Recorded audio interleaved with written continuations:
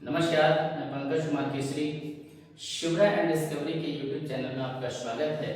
आज मैं Vidyasagar Jawahar Navodaya Vidyalaya guide chapter 2 का पार्ट 5 में प्रश्न संख्या 41 से 50 तक सॉल्व करूंगा। इस चैप्टर का नाम है भिन्नात्मक संख्याएं और उन पर आधारभूत संक्रियाएं। मैथमेटिक्स तो सबसे हसीन सब्जेक्ट है और महान गणितज्ञ श्रीनिवास रामानुजन ने कहे थे कि गणित के बिना आप कुछ नहीं कर सकते। आपके चारों ओर सब कुछ गणित है, आपके चारों ओर सब कुछ संख्या है। तो आइए चलते हैं अब प्रश्न की ओर। प्रश्न संख्या 41 में है। प्रश्न संख्या 41 में है क्वेश्चन 0.1 गुने 0.1 गुने 0.1 माइनस 0.01 गुने 0.01 गुने 0.01 क्वेश्चन मार्क। हम लोग जानते हैं कि एक को एक से अगर मल्टीप्लाई करेंगे तो एक होगा, फिर एक को एक से अगर मल्टीप्लाई करते हैं तो एक होता है, लेकिन पॉइंट के बाद एक अंक, दो अंक और एक तीन अंक, यानी पॉइंट के बाद 1, 2 और 1 3। अगला है 0.01 को, तो एक को यहाँ भी मल्टीप्लाई करेंगे तो 1 होगा, लेकिन पॉइंट के बाद 2, 2 4 और 2 6, यानी 1, 2, 3, 4, 5 और 1 यहाँ 1 देना होगा, तो 6 हो जाएगा। अब इसको हम लोग घटाते हैं सामने, पूरा डिटेल से हम घटा रहे हैं ताकि बच्चे लोग को कहीं दिक्कत ना हो। 3, 4, 5, 6,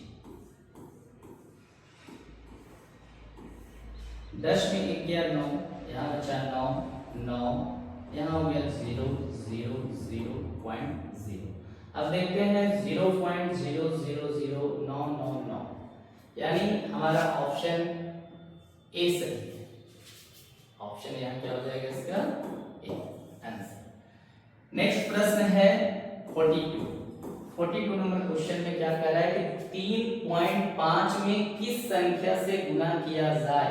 तो मैंने पहले भी बताया था कि किसी संख्या को गुणा किया जाए, जोड़ा जाए, घटाया जाए, तो हम लोग x मान लेते हैं। तो 3.5 को अगर हम लोग x से गुणा करें, संख्या को गुणा किया जाए कि गुणनफल 0.035 हो जाएगा। तो इसलिए x बराबर 0.035, ये गुणा में तो भागम चला जाएगा 3.5, यहाँ पॉइंट हटाते हैं, यहाँ भी पॉइंट हटाते हैं, तो पॉइंट के बाद यहाँ 3 अंक है, यहाँ पॉइंट के बाद 1 अंक है, तो 2 0 यहाँ हम लोग को ऑलरेडी बढ़ाना पड़ेगा। यहाँ हो जाएगा 35/3500। 35 को 1 से गुणा करेंगे तो 100 हो जाएगा, यानी 1 बटा हमारा बच रहा है 100। इसको अगर पॉइंट में करते हैं तो 2 0, तो 2 अंक के पहले पॉइंट होना चाहिए, यानी 0.01, यानी ऑप्शन हमारा बी सही हो जाएगा। नेक्स्ट प्रश्न की ओर चलते हैं। Question number 43।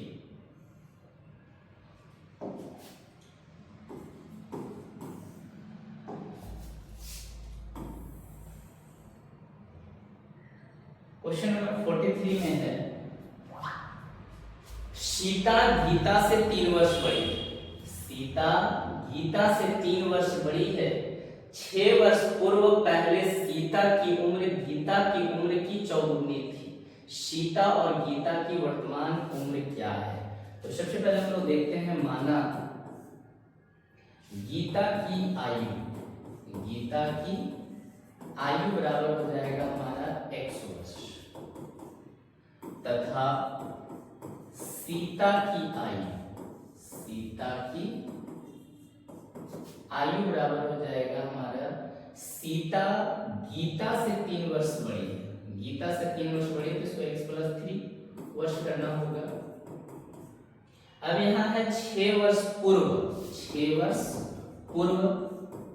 प्रश्न से 6 वर्ष पूर्व सीता की उम्र गीता की उम्र की चौगुनी थी। तो x - 6 बराबर x + 3 - 6 हो जाएगा।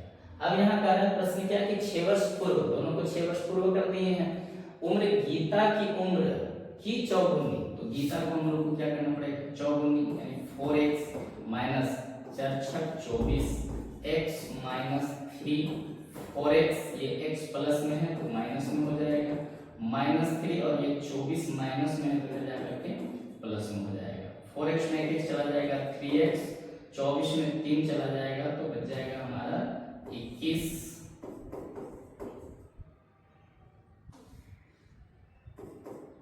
इसलिए x बराबर हो जाएगा 21/3 यानी 3 7 21, x बराबर यहाँ हो जाएगा हमारा 7, x बराबर 7 हो जाएगा। अब आगे हमारा क्या कहता है, दोनों की आयु निकालना है, तो यहाँ लिखेंगे अतः गीता की आयु, गीता की आयु को हमने माना है x, तो गीता की आयु बराबर हो जाएगा 7 वर्ष, तथा सीता की आयु, सीता की आयु, सीता की आयु है x प्लस 3 यानी 7 प्लस 3 बराबर हो जाएगा 10 वर्ष, 7 वर्ष और 10 वर्ष, यानी हमारा आंसर हो जाएगा ए, ऑप्शन हो जाएगा हमारा ए सही। नेक्स्ट 44 नंबर क्वेश्चन में क्या है, 44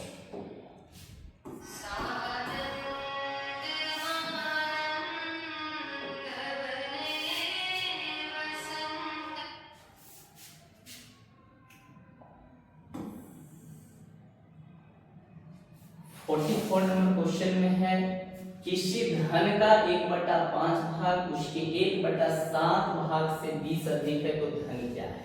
तो सबसे पहले हम लोग मान लेते हैं, माना धन बराबर x, धन बराबर क्या हो जाएगा x, एक धन का 1/5 भाग तो x/5 उसके 1/7 भाग से 20 अधिक है, यानी 1/7 से 20 अधिक है, तो 7 5 का उत्तर हो जाएगा यहाँ 35, 5 7 35 तो 7x, 7 से भागा लगाएंगे 7 बचे 35 तो यहाँ हो जाएगा 5x बराबर 20, इसका बटा 1 देंगे, 7x में 5x चला जाएगा 2x बटा 35 बराबर 20/1, क्रॉस मल्टीप्लाई हम गुणा करेंगे 2x बराबर 35 गुने 20, इसलिए x बराबर हो जाएगा 35 गुने 20/2 से भागा देंगे 20 में 10, x बराबर हो जाएगा 35 गुना 300, 350, यानी ऑप्शन हो जाएगा हमारा बी सही, ये बी हमारा सही हो जाएगा। नेक्स्ट प्रश्न की ओर चलते हैं, क्वेश्चन नंबर 45। क्वेश्चन नंबर 45 में है,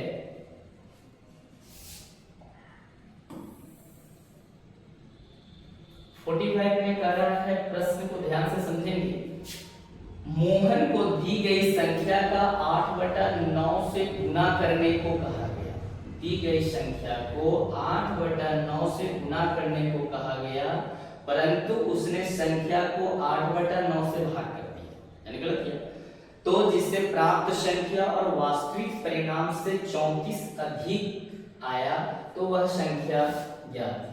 तो माना यहाँ हो जाएगा, माना संख्या बराबर हम लोग क्या कर लेते हैं x, संख्या बराबर x, तो अब क्या कह रहा है कि जिससे प्राप्त संख्या और वास्तविक संख्या, तो सबसे पहले हम लोग वास्तविक संख्या निकालते हैं, वास्तविक संख्या बोला गया x का 8/9 से गुना किया जाए, तो यहाँ हो जाएगा 8x/9।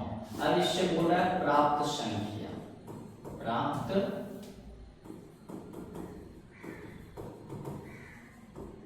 संख्या बराबर हो जाएगा x भागा किया गया, तो 8/9 यानी x का, इसको गुना बदलेंगे तो 9/8 हो जाएगा, यानी 9x/8। अब कह रहा है जिसमें प्राप्त परिणाम वास्तविक परिणाम से 34 अधिक है, यहाँ हो जाएगा हमारा प्रश्न से 9x/8 माइनस 8x/9 बराबर 34 अधिक है। अब 8 और 9 का एलसीएम निकालेंगे तो हो जाएगा 72, 8 से भागा देंगे 9 में, तो 9 में हो जाएगा 81x माइनस 9 8 72, तो 8 8 64x बराबर 34, इसका बटा 1 दे देंगे। 81 में 64 जाएगा, 11 में 4 गया 7, 7 यहाँ बचा 7, 7 में 1 6 गया तो 1 17, x बराबर 34 गुने 72, इसलिए x बराबर हो जाएगा 34 गुने 72 बटा 17। 17 को 2 से गुना करेंगे 17 गुना 34, 72 को 2 से गुना करेंगे 144, यानी ऑप्शन हो जाएगा हमारा डी सही। क्या हो जाएगा? ऑप्शन इसका हो जाएगा डी आंसर। नेक्स्ट प्रश्न है क्वेश्चन नंबर 46।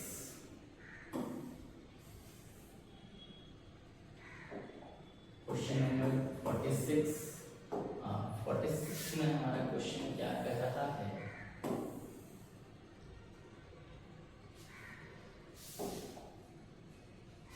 क्वेश्चन 46 में एक छात्र को किसी संख्या का 12/17 से भाग देने को कहा गया, परंतु छात्र ने 12/17 से गुणा कर दिया, जिससे प्राप्त वास्तविक परिणाम से 145 कम प्राप्त हुआ, तो वह वास्तविक संख्या। सेम क्वेश्चन है, थोड़ा सा बदल गया। माना संख्या बराबर हो जाएगा हमारा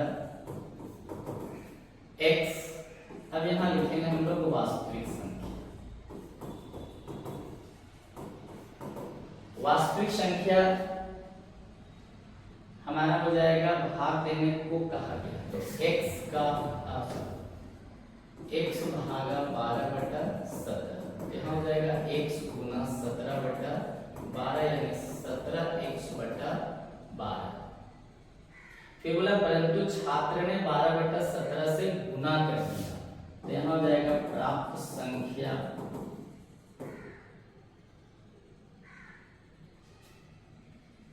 बराबर हो जाएगा x गुने 12/17 यानी 12x/17।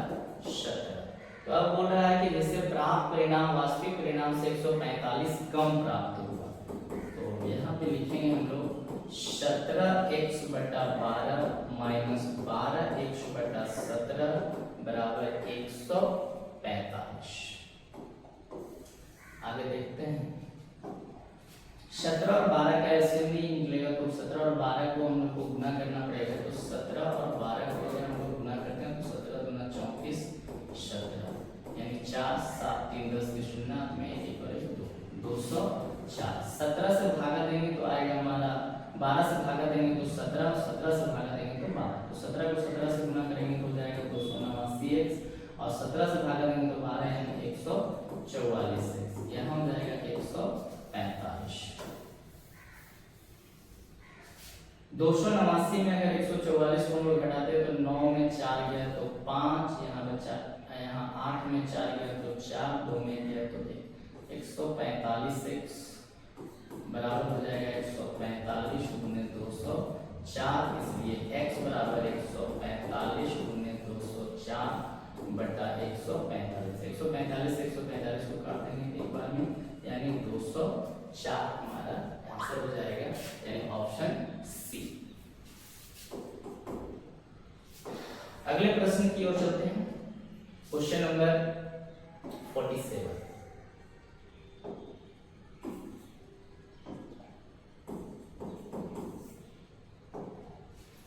क्वेश्चन नंबर हमारा 47 में है,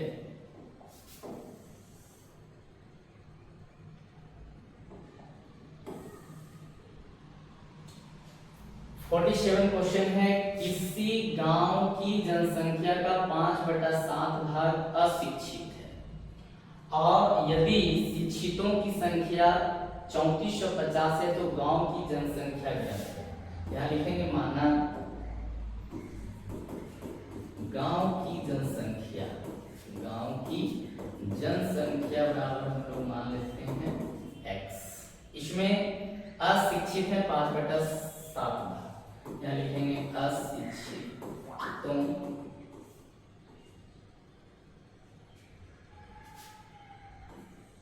की संख्या x का 5/7, यानी यहाँ हो जाएगा हमारा 5x/7।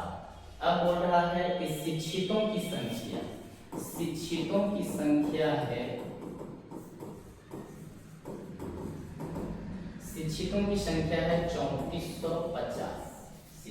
संख्या है 3450। तो यहाँ शिक्षितों की संख्या यानी x माइनस 5x/7, कुल जनसंख्या x है, जिसमें अशिक्षित है 5x/7 बराबर 3450। इसका बट्टा 1 हम लोग देंगे, एक साथ का लघुत्तम 7, तो यहाँ हो जाएगा 7x, 7 × 7 तो 5x बराबर 3450। इसका बट्टा 1 करेंगे, 7x में 5x चला जाएगा 2x, तो 2x को 1 से 2x, यानी 3450 गुने हो जाएगा 7। इसलिए x बराबर हो जाएगा 3450 गुने 7/2।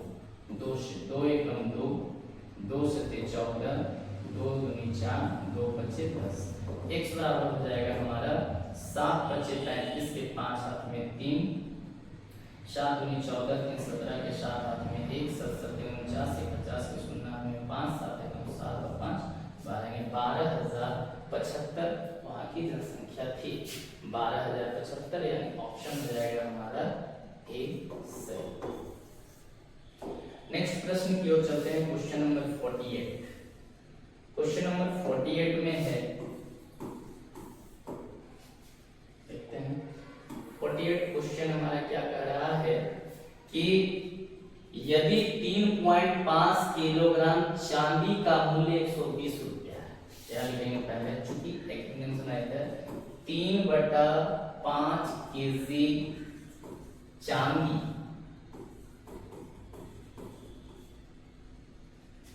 का मूल्य है 120 रुपया। तो सबसे पहले हम लोग 1 केजी का निकाल लेते हैं। 1 केजी चांदी का मूल्य बराबर 120 गुने 5/3, इसलिए 1/2 केजी का निकाल। 1/2 केजी चांदी का मूल्य बराबर 120 गुने 5/3 गुने 1/2।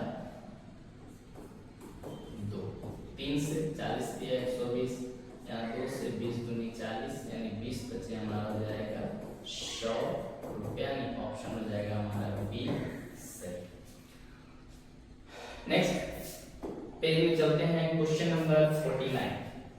क्वेश्चन नंबर 49 हमारा क्या कर रहा है, बहुत आसान प्रश्न है, ध्यान से देखेंगे।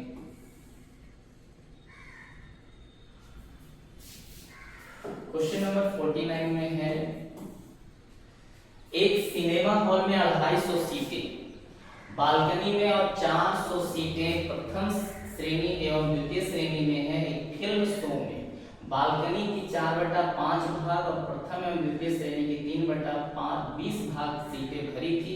बताएं बालकनी में और प्रथम एवं द्वितीय श्रेणी में अलग अलग सीटें, कितनी सीटें खाली थी। तो सबसे पहले हम लोग देखते हैं बालकनी में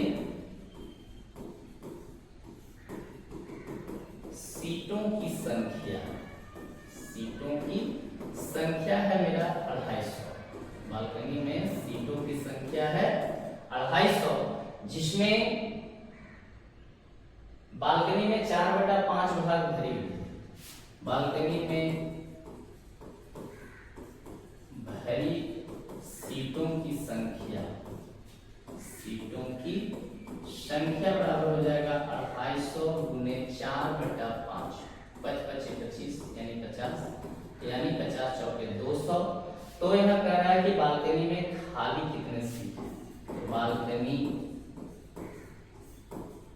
में खाली सीटों की संख्या, खाली सीटों की संख्या बराबर हो जाएगा 250 टोटल था, जिसमें 200 भरी हुई है, तो 50। अब देखते हैं प्रथम एवं द्वितीय श्रेणी। प्रथम एवं द्वितीय श्रेणी में सीटों की संख्या संख्या बराबर है 400। फिर लिखते हैं प्रथम एवं द्वितीय श्रेणी में भरी सीटों की संख्या बराबर 400 गुने हो जाएगा हमारा 3/20। 20 को 20 से गुना करेंगे, 400 ने 20 दिया 60। अब यहाँ लिखेंगे प्रथम एवं द्वितीय श्रेणी में खाली सीटों की संख्या बराबर, तो टोटल सीट हमारा था 400।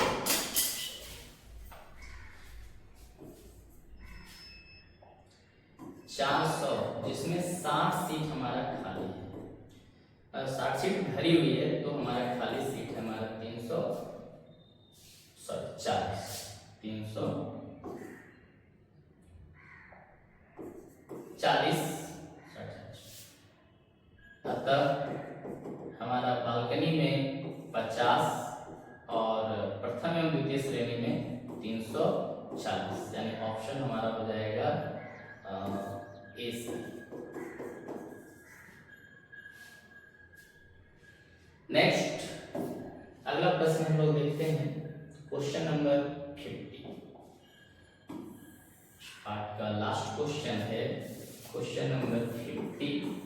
50 में है वह छोटी से छोटी संख्या जिसे 12/5 के हर में जोड़ने पर एक उचित भिन्न, तो 12 यहाँ 5 है, तो हम लोग जानते हैं कि उचित भिन्न में हर का मान बड़ा होता है, तो 12 का हर का मान इसका 13 होना चाहिए, तो 5 + x यानी 12/5 + x बराबर 12/13।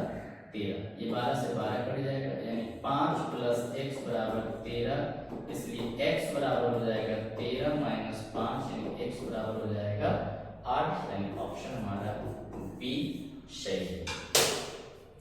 तो चलिए आप हमारे चैनल को सब्सक्राइब करके बेल आइकन को दबाना ना भूलें। धन्यवाद।